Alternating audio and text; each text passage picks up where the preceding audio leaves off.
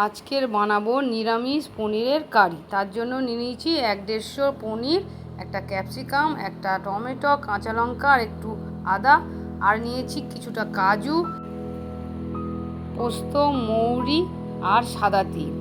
এবার মিক্সিং জারে টমেটো, আদা, লঙ্কাগুলো দিয়ে, কাজু আর বাকিগুলো দিয়ে একটু সামান্য জল দিয়ে পেস্ট করে নিই।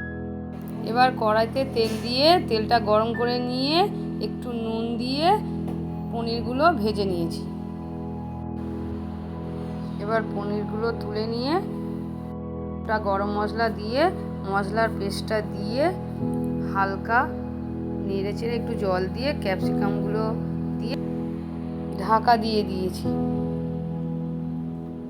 এবার তেল ছেড়ে গেলে তারপরে ঢাকনা খুলে পনিরগুলো দিয়ে একটু জল দিয়ে জিরে গুঁড়ো দিয়ে ঢাকা দিয়ে দিয়েছি। 7 মিনিট পরে ঢাকনা খুলে একটু কাসুরি মেথি ছড়িয়ে নিলেই হয়ে যাবে নিরামিষ পনিরের কারি। এইভাবে করে খেয়ে দেখুন, মাছ মাংসের স্বাদই ভুলে যাবে। ভিডিওটা লাইক করে পাশে থাকুন।